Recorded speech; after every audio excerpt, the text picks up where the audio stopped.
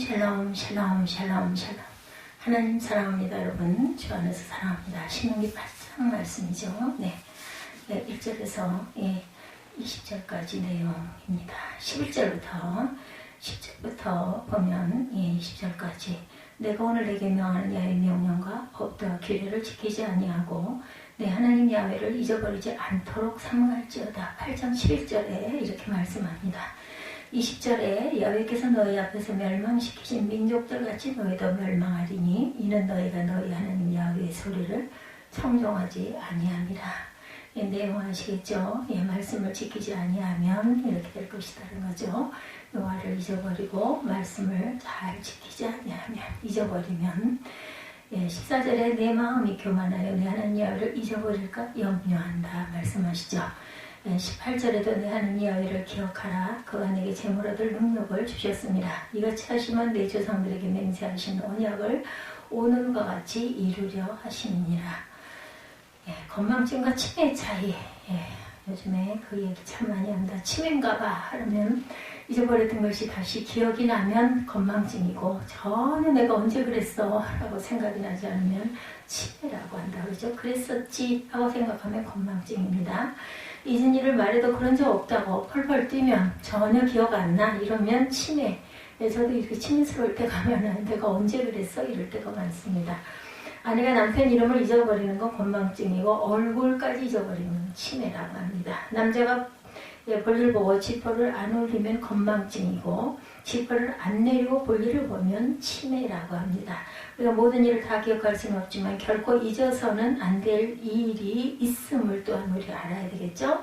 예루살렘 통곡의 벽 입구에는 제2차 세계대전 때 유대인의 학살한 독일에 대해서 용서는 하되 잊지는 말자 이렇게 쓰여 있다고 합니다. 유대인들은 과거를 반복하면 잘못된 과거는 반복이 된다 이러죠.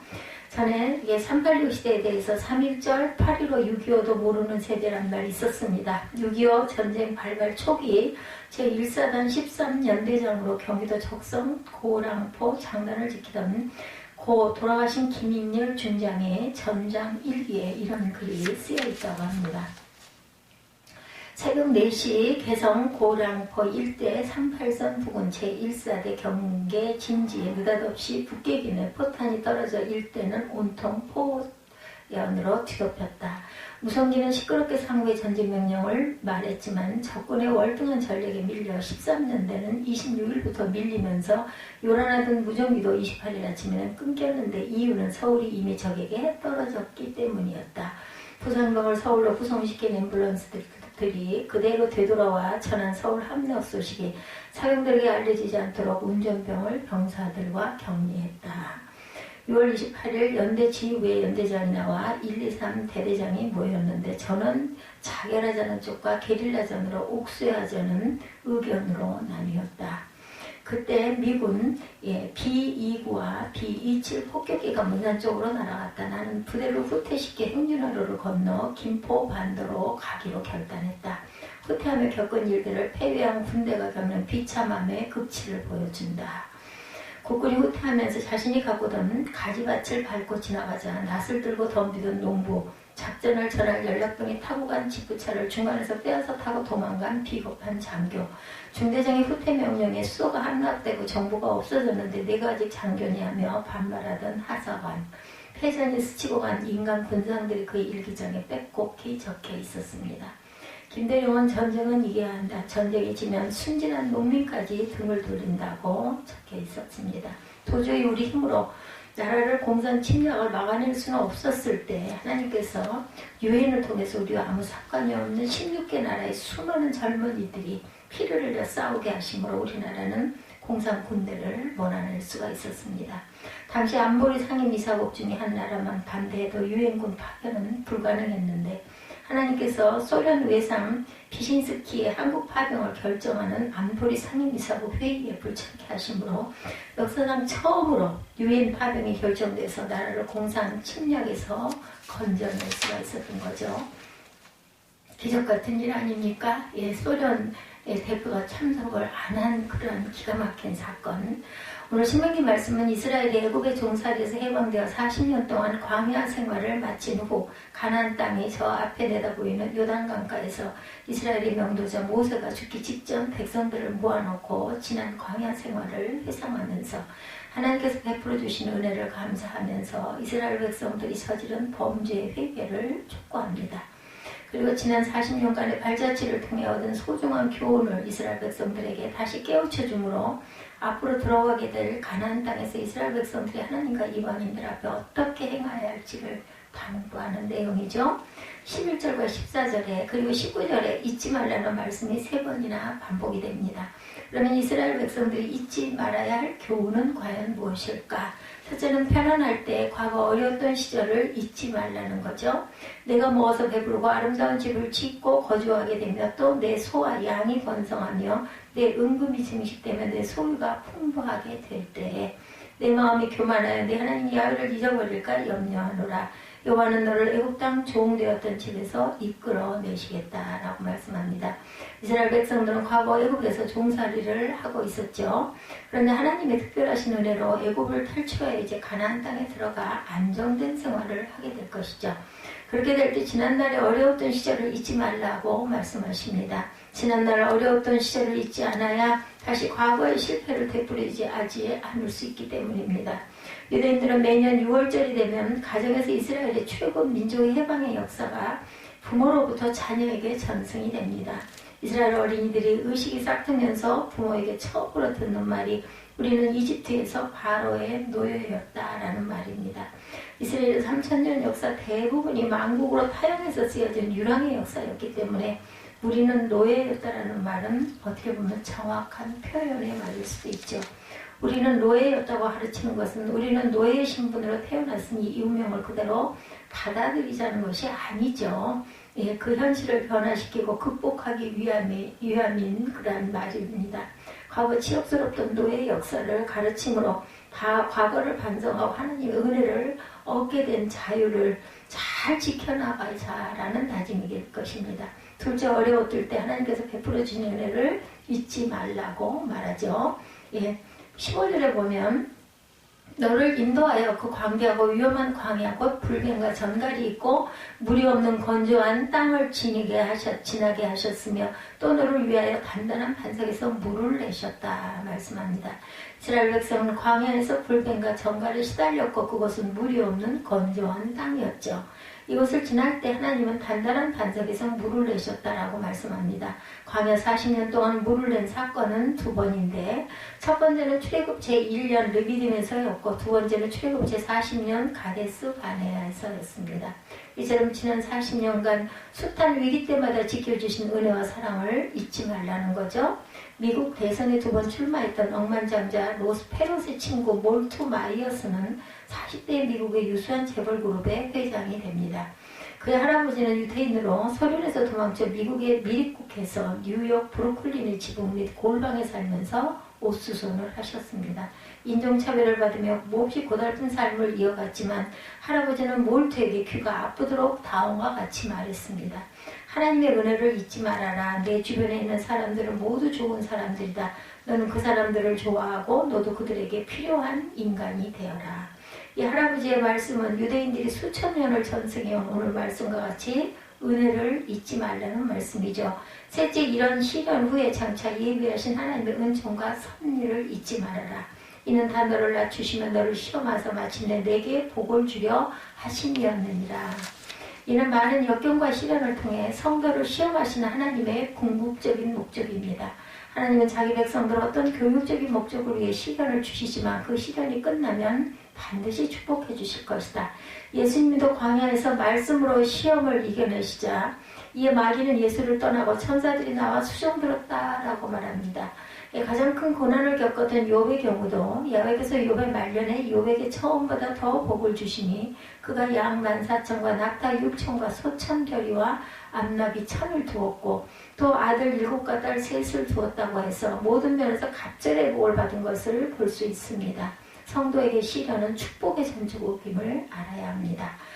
한 여성이 많은 괴로움을 겪고 하나님이 참으로 나를 사랑해 주는 것일까? 나를 잊어버리신 것은 아닐까? 하는 의문을 품고 포도원 옆을 지나갑니다. 포도나무마다 많은 잎이 맺혔지만 열매는 하나도 없었어요. 그때 하늘의 정원사가 그녀에게 말합니다. 너는 내가 당하고 있는 여러 가지 문제로 고통받고 있느냐? 내 딸아 기억하라. 정원사가 가지치기를 그만두고 경작을 멈추는 것은 그가 그 포도나무로부터 아무것도 기대하지 않게 되었을 때뿐이란다. 만일 그렇다면 나는 가지치기와 경작을 그만두고 내게서 잎사귀 외에는 아무것도 기대하지 않을 것이다. 그녀는 흘러내리는 뜨거운 눈물을 닦으며 하늘을 올려다보며 이제는 이해할 수가 있었습니다. 사랑하는 하늘 정원사이신 하나님, 이제는 알겠습니다. 저를 가지치게 하시고 경작해 주세요. 주님이 제 인생에 허락한 시즌들로 저는 더욱 훌륭한 그리스도인이 될 것입니다. 주님께 간구하옵는 이러한 슬픔과 고통을 통해 제 삶에서 열매를 거둘 수 있게 된다면 부디 제 삶을 경작해 주옵소서. 우리의 소원과 꿈과 희망이 좌절될지라도 기뻐해야 될 것, 그리고 기억할 것은 포도나무의 가지를 쳐주시는 것은 바로 하나님 주님의 사랑의 숲길이라는 거죠. 그러면 우리가 잊지 말아야 할 역사의 교훈은 과연 무엇일까? 일제 36년 압제에서 해방과 자유를 얻게 해주신 하나님의 은혜를 잊지 말아야 합니다. 분명한 것은 우리가 해방된 것이 우리 힘으로 된 것이 아니라 역사를 섭리하시는 하나님이 일본을 태평양 전쟁에서 패망케 하심으로 우리는 이로 인해 해방을 얻게 되죠. 네, 상해나 만주 혹은 미국에서 우리 선배들이 독립운동과 무장투쟁으로 민족 그 정기를 드러냈지만 나라를 해방시킬 만한 힘은 되지 못했어요. 우리의 해방은 분명 하나님의 은총이었고 대한민국을 건국하게 된 하나님의 섭리였음을 우리가 알아야 합니다. 뿐만 아니라 유교 민족 동란으로부터 이 나라를 지켜주신 하나님의 보호하심을 잊지 말아야 되겠죠. 한반도 가운데 낙동강 이남만 남은 채 그야말로 풍정등화 같은 위기에서 공산군을 밀어내고 다시 자유민주주의의 국가를 수호했는데 이것은 결코 우리의 힘이 아니라 유엔이 파견되어 피 흘려 싸운 덕으로 이런 덕을 입게 된 것은 하나님의 초월적인 개입 때문이었죠. 워싱턴 링컨 기념관 앞에 있는 한국전쟁 기념공원에 비록 기록된 내용을 보면 유엔군 사망자 수가 62만 8,833명이었고 그 중에 미군이 5,426명이었다 그래요. 행방불명된 유엔군은 47만 267명이고 미군이 8,177명, 포로된 자가 유엔군은 92,970명, 미군은 7,140명으로 이 전쟁에 얼마나 비참했는지를 알 수가 있습니다. 우리가 상관없는 이들의 희생을 통해서 우리나라가 공산 침략으로부터 지켜질 수 있었던 것이 하나님의 섭리와 은혜 없이 어떻게 가능했겠습니까, 여러분들?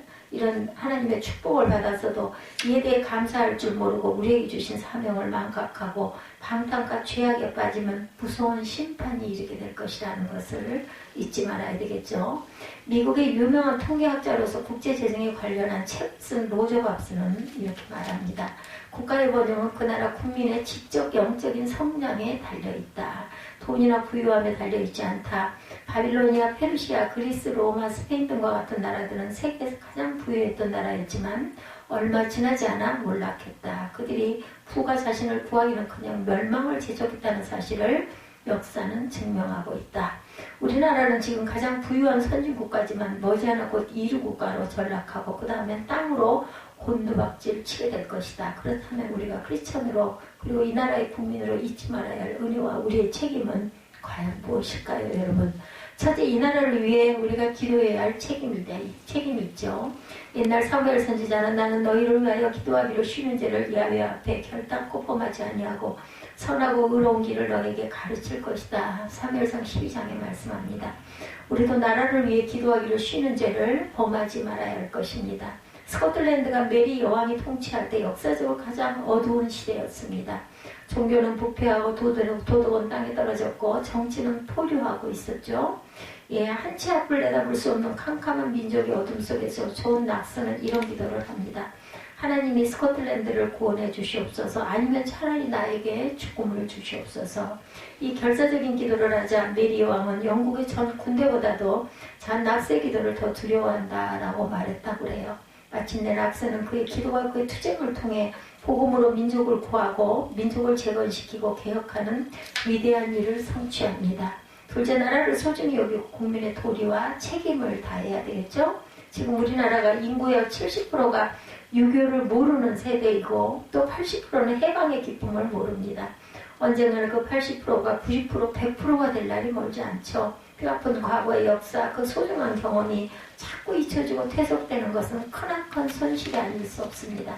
그렇다면 20%의 세대가 겪었던 지난날의 그 고통의 역사를 후손에게 꼭 전해야 되겠죠. 나라가 풍전등화 같던 때 목숨을 걸고 나라를 지킨 우리 선배들의 희생을 결코 잊지 맙시다. 1967년 이스라엘과 이집트 사이 6.1 전쟁 때 미국의 한 하숙집에 이스라엘 유학생과 이집트 유학생이 하숙을 했었는데 전쟁이 나자 둘이 다 없어졌어요. 알고 보니 이스라엘 학생은 싸우러 조국에 갔고 이집트 학생은 끌려갈까봐 도망을 갑니다. 당시 이스라엘 국민은 300만 명이고 이집트는 1억이 넘었는데 이스라엘은 불과 2주일 만에 승리를 하죠. 전쟁 중에 이집트 하늘엔 이스라엘 전투기가 항상 떠 있었는데 이집트 곡사포가 이스라엘의 비행기 한 대를 추락시키고 보니 조종사가 만삭의 임산부였다고 합니다. 이스라엘은 노인과 영아를 제외하고 모두 싸웠어요. 그 모습을 본 이집트는 항복을 합니다. 오늘 이스라엘은 수백 마일 밖에서 물을 끌어다 사막에 도시를 건설하고 모래땅을 적셔 비옥한 옥토로 만들고 전천후 농장으로 만들어 선진국이 되었어요. 나라를 위하는 데는 남녀노소가 따로 있을 수가 없습니다. 셋째, 민족의 전통을 소중히 여기고 국가를 위해 희생하는 이들을 잘 받들어야 된다는 겁니다. 우리는 나라를 위해 희생당하신 이들의 숭고한 뜻을 마음에 새겨야 될 줄 믿습니다. 아프리카에서도 유난히 못 사는 나라가 에티오피아이죠. 그러나 우리나라는 에티오피아에 특별히 감사해야 됩니다. 지금 우리가 누리는 자유와 평화를 누리게 된 배경에는 에티오피아 사람들의 피와 눈물과 희생이 있었기 때문이죠. 6.25 한국전쟁이 발발하자 에티오피아 셀라시 황제는 왕실 거리되었던 강류부대를 파병해서 이런 연설을 합니다. 우리 에티오피아가 항상 추구해야 했던 세계 평화를 위한 집단 안보를 실천하기 위해 그들은 오늘 장도에 오르는 것이다. 가서 침략군을 격파하고 한국의 평화와 질서를 확립하고 돌아오라. 그리고 이길 때까지 싸우라. 그렇지 않으면 죽을 때까지 싸우라. 강류 부대는 16개국 참전군인 중 가장 용감하게 싸웠다고 그러죠. 5차에 걸쳐서 6,037명의 참전에서 123명의 전사자와 536명의 부상자를 냈지만 단 한 명의 포로도 없었던 것은 이기든지 죽든지 둘 중 하나만 선택했기 때문이고 253번의 전투에서 253번의 승리를 거두었습니다. 콜롬비아 작가 가브리엘 가르시아 마르케스는 쓴 소설에 100년 동안의 고독에는 해외한 전염병이 돌고 있는 한 마을에 대해 이야기합니다. 그 전염병은 바로 건망증이었어요. 사람들은 점점 기억을 잃어버리게 되고 병은 점점 확산되어 나이든 노인을 비롯해서 젊은 청년까지 심각한 건망증을 앓게 되어 흔한 일상용품의 이름을 잊어버리고 자신의 아내와 자식들, 가까운 사람들의 이름을 잊어버리게 됩니다. 이 병에 걸리지 않은 몇몇 젊은이들은 필사적으로 모든 사물에 이름을 붙여 피해를 줄이려고 애를 씁니다. 이것은 탁자입니다. 이것은 자동차입니다. 등등의 이름을 써붙이고 마을 입구에는 간판 2개를 답니다. 하나에는 이 마을의 이름은 마칸도입니다. 또 다른 간판에는 하나님은 존재하십니다. 이렇게 크게 써놓았다고 합니다. 작가는 하나님, 본질, 진리, 신앙의 의미를 잊고 사는 현대인의 건망증을 다루면서 세상의 그 무엇도 우리에게 근본적인 평화를 가져다 줄 수가 없고 가장 위협적인 건망증은 하나님이 존재하신다는 사실을 잊고 사는 것임을 시사합니다. 더 이상 하나님을 망각해서는 안 되겠죠? 여러분들. 결코 하나님의 은혜를 망각해서는 안 될 일입니다. 성령의 감동으로 하나님의 은혜를 기억하며 살아가야겠습니다. 장학진 목사의 글입니다. 뭐야 병을 잃고 있는 15세 소년의 투병기를 지켜보다 울었다. 문득 건강한 것은 축복이 아니라 거룩한 부담이며 사명임을 깨달았다. 곰팡이 냄새나는 지하교회 서너 명 교인이 전부인 새빵교회에서 월세 내는 나를 두려워하는 미자리 교회가 존재하는 한 더 이상 예쁜 건물은 축복이 아니고 부담이고 사명이다. 뼈까지 달라붙는 쇠꼬챙이 같이 마른 몸을 하고 목마른 눈초리로 쳐다보는 아프리카 검은 대륙의 저 어린이들이 있는 한 하루 세 끼 먹는 것은 더 이상 복이 아니고 부끄러움이다. 잘 먹게 해주셔서 감사하다고 기도할 일이 아니고 잘 먹게 되어 죄송하다고 우리만 잘 먹는 게 못내 죄송하다고 내가 가진 걸 나눌 수 있는 용기를 달라고 기도해야 한다. 평생 한 번도 설교 요청을 받아보지 못하고 부흥회 한번 해보지 못한 동역자가 있는 한 더 이상 부흥회를 인도한다는 것은 자랑이고 두려움이며, 자랑이 아니고 두려움이며 빚을 지고 사는 것이다. 이 빚을 갚기 위해 뼈를 깎아 보석을 만들고 훈련과 성실로 내 영혼을 맑게 헹궈야 한다.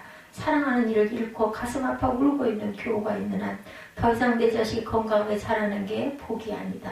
남들보다 앞서고 칭찬거리가 많은 게 자랑이 아니다. 입 다물고 겸손히 그분의 은혜를 기억해야 할 일이다.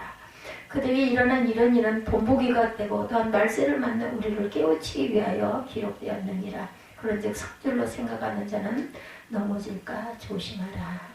여기까지 베푸신 하나님의 은혜를 우리는 잊지 말아야 되겠습니다. 받은 복과 시련을 통해서도 끝내 큰 일을 이루실 하나님의 섭리를 생각하며 하나님의 나라와 이민족을 위해서 우리의 책임과 도리를 다하는 저와 여러분이 되시기를 주님의 이름으로 축복합니다. 기도하시겠습니다.